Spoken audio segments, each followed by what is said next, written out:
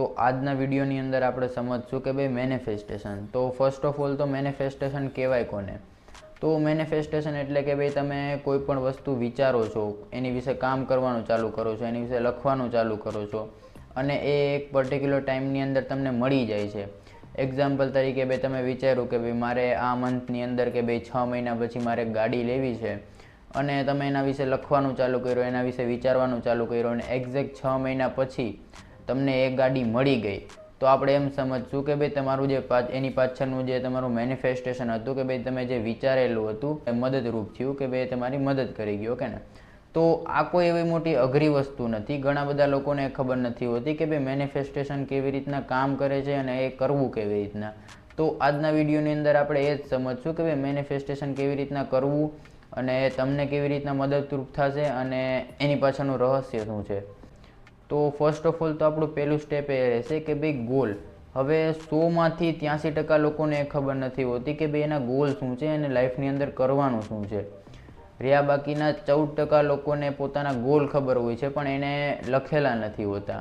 બાકીના 3% લોકો એનું નોટ ડાઉન કરેલા હોય છે, એનું પ્રોપર ગોલ સેટિંગ હોય છે કે ભાઈ એને ક્યાં પહોંચવું છે. ઓકે, તો ફર્સ્ટ ઓફ ઓલ તો તમે લોકો ગોલ બનાવો કે ભાઈ આટલા ટાઈમની અંદર કે ભાઈ આટલા વર્ષોની અંદર કે ભાઈ મહિનાની અંદર તમારે ક્યાં પહોંચવું છે. ફર્સ્ટ ઓફ ઓલ તો તમે ગોલ સેટિંગ કરો. આપણો મગજ આપણા વિચારો ઉપર ત્યારે જ કામ કરવાનું ચાલુ કરે છે કે જ્યારે એને પ્રોપર ક્લેરિટી હોય. ઓકે, હવે તમે એક્ઝામ્પલ તરીકે ગોલ માની લો કે ભાઈ મારે આજથી દર મહિને 5 લાખ રૂપિયા કમાવા છે, પણ તમારી પાસે એના એક્શન સ્ટેપ ન હોય કે ભાઈ તમે કેવી રીતના કમાશો, શું કરશો, કેવી રીતના કામ કરીને કમાશો. ઓકે, તો એ ખાલી એક વિશ છે, એ કોઈ ગોલ નથી. એના માટે તમારે પ્રોપર નોલેજ જોઈએ કે ભાઈ મારે 5 લાખ રૂપિયા કમાવા છે તો હું કયો કોર્સ કરું, કઈ સ્કિલ મારી ડેવલપ કરું. ઓકે, તો આ વસ્તુ છે. પહેલાં તો તમારે પ્રોપર એક ગોલ સેટિંગ કરવી પડશે. કે તો આપણો બીજો સ્ટેપ જે છે એ છે બિલીવ.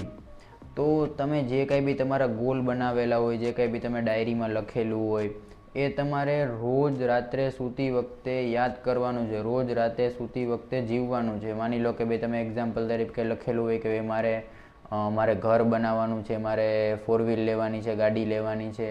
તો એ તમારે વિચારવાનું છે, એ તમારે જીવવાનું છે કે ભાઈ મારે આટલા વર્ષ પછી, આટલા ટાઈમ પછી મારું ઘર હશે તો એ કેવું હશે. એક સિંગલ તમે જ્યારે ઘરના હેન્ડલને ટચ કરો છો ત્યારે કેવી ફીલ આવે છે, એ એક સિંગલ વસ્તુ તમારે સૂતાની 5-10 મિનિટ પહેલાં જીવવાની છે.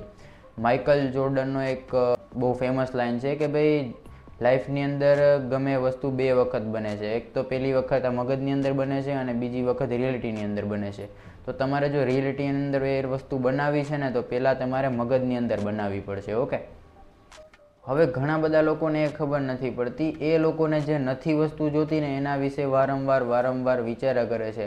હવે યુનિવર્સની અંદર તમે જે બી સિગ્નલ મોકલો છો, યુનિવર્સને એ ખબર નથી પડતી કે ભાઈ આ સારું છે કે ભાઈ ખરાબ છે.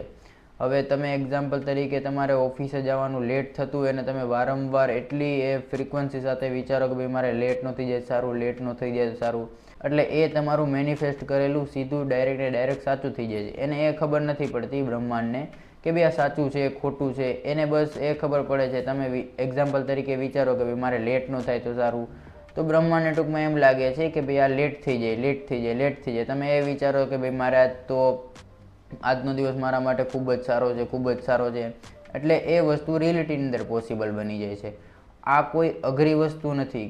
ઘણા બધા દુનિયાના 1% લોકો જે છે એને ક્લેમ કર્યું છે કે ભાઈ મેનિફેસ્ટેશન છે જે એ રિયલ વસ્તુ છે.